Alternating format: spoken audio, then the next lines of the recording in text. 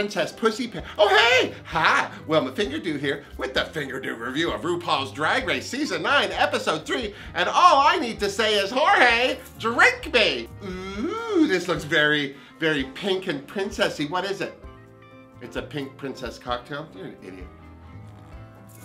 Ooh, it's princessy and cocktaily and delicious. Okay, so we said goodbye to poor James Mansfield. Bless her pointed head. I mean, seriously, I think we're also over it. She gone, we're moving on. Now, the thing that bothered me the most about this episode was Kimora saying she was shocked she was in the bottom two. Well, I wouldn't be shocked, I would be dismayed, and I would take it as a hint. But no, she was her same lazy, privileged, I don't do anything because I'm too special self for this episode, and I mean that with a lot of love. RuPaul right there in the room telling them about their new challenge, the Princess Challenge, which, you know, some were happy about and some weren't. The some that were happy about it were the ones that could sew. Aja, she can sew, although I don't know about this week. I wouldn't tell anyone I made that outfit. Alexis Michelle can sew, Charlie Hyde can sew, lots of people can sew. Even if you can't sew, the minute you submit your application to RuPaul's Drag Race, you should go and sit behind a sewing machine and at least look at it. Seriously, how are these queens showing up thinking they're never going to sew? We've seen the breakdowns, we've seen the crying. We saw Farrah moan her way through the workroom this week too. Now here's the thing. Farrah can't sew, and Kimora can't sew. Farrah is a lot nicer about it, I'll tell you right now. Sure, Kimora will throw $400 at you, but here she is saying that stoning's hard labor and making a princess gown is a sweatshop? Seriously, Kimora, if it doesn't involve a hairnet and you asking somebody if they'd like fries with it, it's not hard labor. Calm your jets is all I'm saying. Seriously. But the thing that was the most compelling about this workroom for me was the reflection on the Pulse nightclub shootings in Orlando. You know, you hear things on the news. I'm in Canada. You forget how close to home sometimes this violence can be. And I think that Trinity Taylor was very, very smart in saying that we are not safe yet, and we do have a lot of work to do. But I'd like to say we have done a lot of work today, and things like the Pulse nightclub, I think, as horribly tragic as they are, they solidify us as a community, and they stiffen our resolve, and they pull our ranks together, and we let them know they will not keep us from dancing another day. Seriously. Okay, so the girls traipsed down the runway in their princess get-ups. Now, it was nice to see that some of the judges had their princess get-ups on. Michelle had her evil queen get-up on, but I think that's how she gets up in the morning. And there was Cheyenne Jackson, who's been giving us Butch Queen since 75. Sweet Maria and the ships at sea. He can give me whatever he wants any time of the day, especially with that scruff on his face. I want him to rub that into, well, I won't tell you because it's mixed company, but seriously, call me Cheyenne. All right, the queens went down the runway. Some of the girls had some good princess looks. I really liked Peppermint's look. I'm surprised she didn't do a little better. What I liked the most about Sasha Velour's princess was her little sidekick that they all had to create. I thought she had the best sidekick. Her and Nina Bonina had the best sidekicks. I personally would have screamed and ran from Eureka's. I mean, I'm scared the heck out. I don't know about you. That's just creepy. There's nothing princessy about something like that hanging around your feet, let me tell you right now.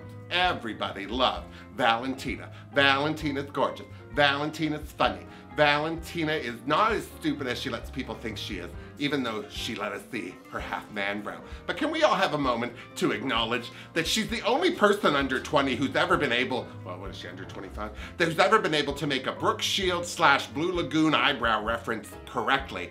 So, here's to you, Valentina. That was very well done. I was surprised you knew who that was. When some of the queens don't know what an adjective is, I expect they have no idea what anything is. The other looks that I like, well, of course, Trinity Taylor. Oh, good grief. Her Horina Pussy, was it Pussy Octopussy? Was so funny. And her little starfish, I gagged. And not for the reasons you think.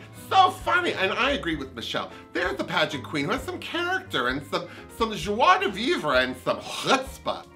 Sorry, I think I got something on. Seriously, I'm really impressed with Trinity, and so are the judges because she won this week, as she should have. She did so well. In the bottom two, though, this is the thing. I find it very funny that after last week, Alexis Michelle made a reference in Untucked about James Mansfield being, if this is season 9, she's season 1. Then she had to go on Facebook, on YouTube, and explain herself.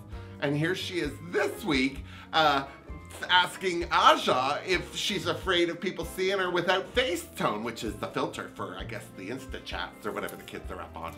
But seriously, and Aja's like, oh no, I love mostly the same. And then the silence and the awkward eye rolling and the people looking at her sideways. And then she put that face on her. That was weird. I don't think we've seen a weird face like that since Cha-Cha Serena. Before she put makeup on, I don't mind telling you. But no, it was a little weird. I have to say, I see the sparkle in Aja, but she hasn't been sparkling this season. Last week, she had that white outfit with the face mask. When she pulled the face mask off, her hair was all staticky and weird. It looked like she'd been pulled backwards through a fence.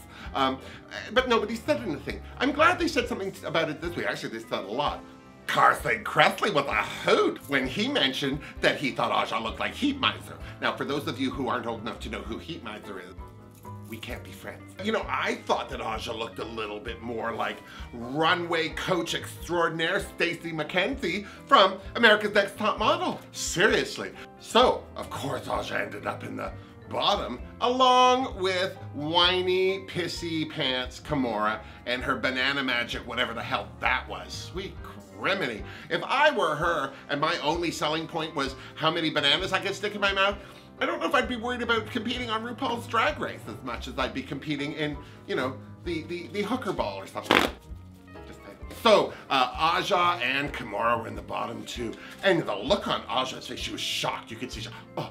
And that's not because she drew that look on her either. I have to say, this was Kimora's to win because she didn't look bad. She didn't have the worst anything. I mean, really, Aja was the lowest peg on the board today.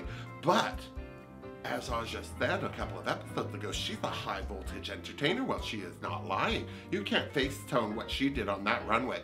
She absolutely, the spin into the splits, the high kick into the death drop. I'm sorry. She honestly and completely won that challenge. Kimora, who should have gone home last week along with James Mansfield, poor James Mansfield, is finally now getting her just desserts. And it seems that she's okay with it because her comment when she was leaving, I'm pretty. That's all she wanted. She just wanted to be the pretty one.